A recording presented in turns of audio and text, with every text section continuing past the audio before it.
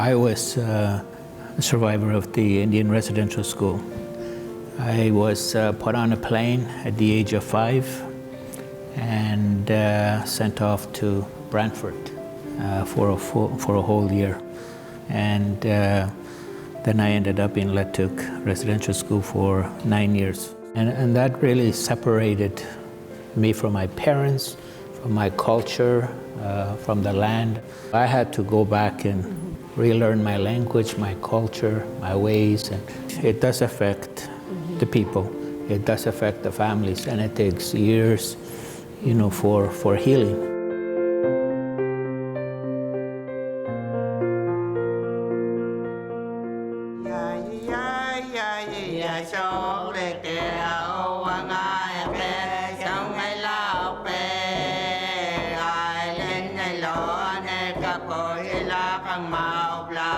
For reconciliation to work and for a relationship to be renewed, there must be awareness, acceptance, apology, atonement, and action.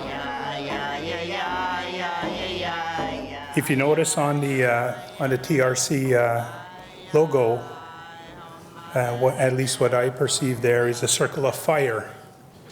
In the analogy of that fire, ring of fire, you are the fire, and I am the fire. And together we make the circle.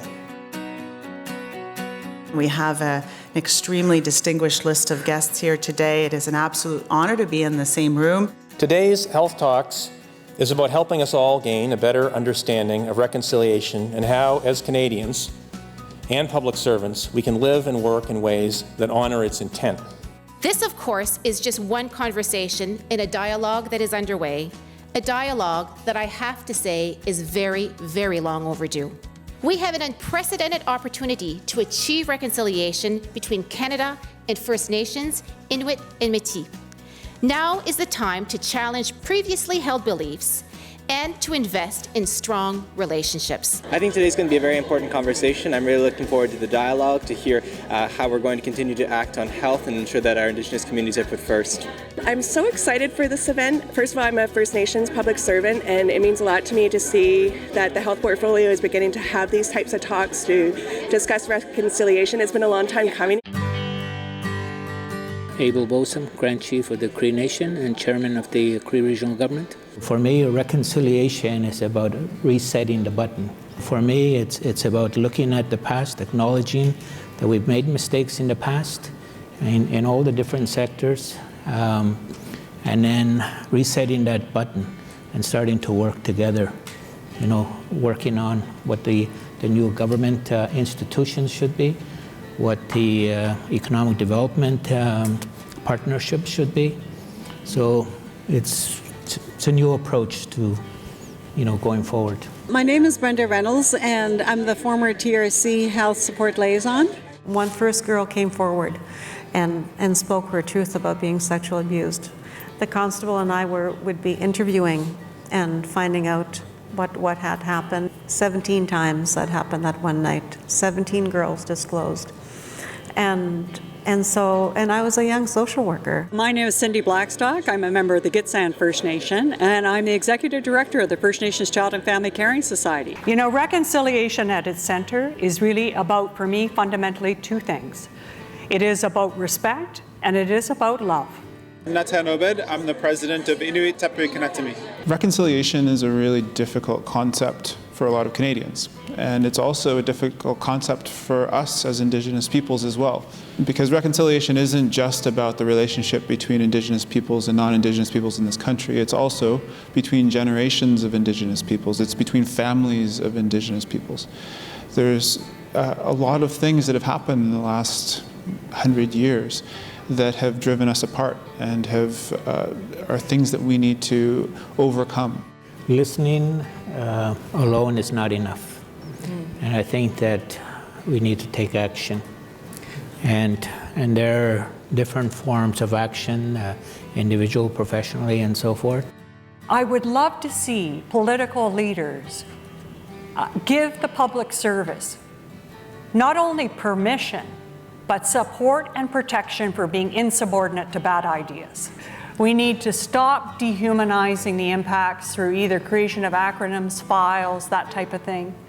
And we need to recalibrate our relationship so it's out of that savage and civilized dichotomy. Reconciliation doesn't happen when we're all the same color at the table. It happens when there's different cultures and the diversity within the Indigenous people.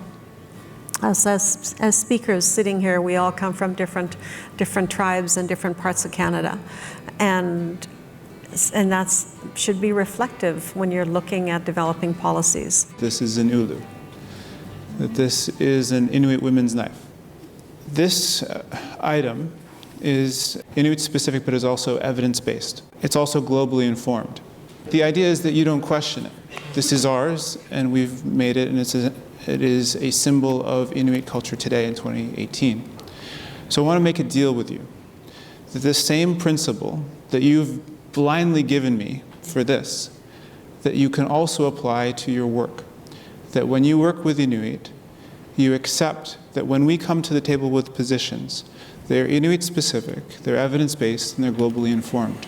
Today we have the capability and we have the leadership, and God help us, we have the money to say to First Nations kids, you are worth the money, you are worth the sacrifice, you're worth us taking down whatever red tape gets in the way of you having a proper childhood.